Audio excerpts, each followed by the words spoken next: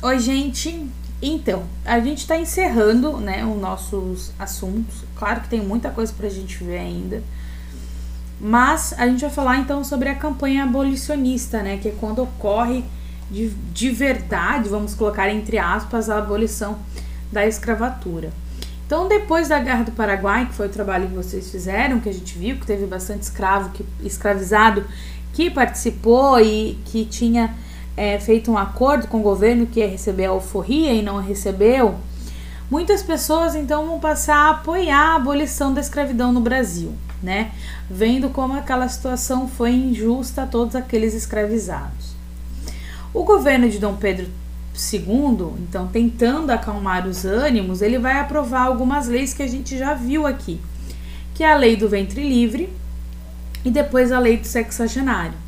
Então, durante a década de 70, principalmente no seu final, ali de 1870, a campanha abolicionista estava muito intensa, tá?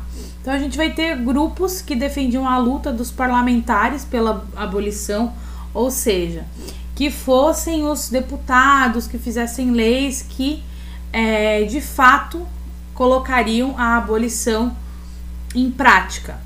Outros grupos defendiam a luta armada dos escravizados pela abolição. Eles acreditavam que os escravizados tinham que lutar pela sua emancipação. Quem eram essas pessoas? Um dos representantes desses abolicionistas radicais era o Luiz Gama. Tá? O Luiz Gama foi um intelectual brasileiro negro que defendia que os escravizados tinham que perceber a necessidade dessa luta. Eles tinham que partir deles, né? Essa questão da emancipação, que eles lutassem pela abolição. Porque se eles não lutassem, as coisas poderiam continuar da mesma maneira. Então a gente vai ter, além do Luiz Gama, né, que é muito conhecido referente à campanha abolicionista, a gente tem alguns outros casos de homens que se dedicaram a essa causa abolicionista. A gente tem, por exemplo, o caso do Antônio Pereira, tá? Ele ia trabalhar em fazendas e pouco a pouco ele conseguia que os escravizados se rebelassem. E como que isso acontecia? Com conversas com ele ali dentro, dialogando e explicando por que os escravizados tinham que se rebelar contra o que estava acontecendo. A gente vai ter um outro nome que é Antonico, tá? Que ele entrava junto com outras pessoas na calada da noite, assim, ele se filtrava nos alojamentos dos escravizados e os convencia a fugir. A gente vai ter muitos outros casos, por exemplo, a gente tem alguns portos do Nordeste do Brasil que não vão aceitar mais escravizados chegando, venda de escravos, então várias coisas foram feitas, tá? Então muitos foram os casos de pessoas que lutaram pela abolição. Nesse caso, a sua grande maioria eram negros, né, que agora eram libertos e lutavam pela liberdade dos seus irmãos, né, de seus irmãos ali. Mas a gente vai ter vários brancos também apoiando essa emancipação, essa abolição da escravatura. Então aqui a imagem do Luiz Gama, tá? Deixa eu voltar aqui. Então ele vai ser um dos nomes dessas campanhas abolicionistas e ele vai ser muito importante então para tudo isso. Agora a gente vai falar então da abolição em si. Após algumas leis e pressões externas, a princesa Isabel, que é essa aqui, que é filha então do Dom Pedro II, assina a Lei Áurea no dia 13 de maio de 1888.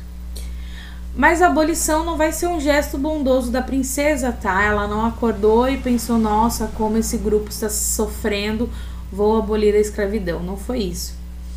Mas sim o resultado das necessidades da época e dos grupos de luta, né? Então foi questões de resistência desses grupos que lutavam e, enfim, né? Não foi algo que veio da bondade dela, mas sim de algo que era necessário para o período. A abolição vai acontecer sem indenização aos escravizados. Isso vai fazer muito mal para a nossa sociedade como um todo. Porque esses escravizados, eles estavam sem dinheiro, afinal eles não ganhavam nada. Eles não tinham terras, eles não tinham ferramentas, eles não tinham empregos mais. Então pense um senhor de 45 anos que foi escravo a sua vida toda, agora ele era livre, mas ele não tinha nada. O que acabou acontecendo, eles voltaram a trabalhar, né, muitos ex-escravizados voltaram a trabalhar nas fazendas com salários muito baixos, sendo explorados novamente porque não foi dada a devida assistência a esses grupos. Alguns outros conseguiram melhorar as condições de suas vidas, né, a partir da abolição da escravatura.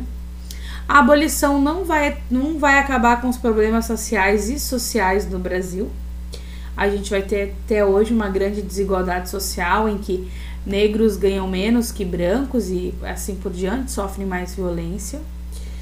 Mas ela vai ser um avanço no campo jurídico do Brasil nesse momento. Então a gente encerra o ano, eu vou postar mais alguns textos, mas a gente encerra o ano de 2020 com 2 vídeos, ok?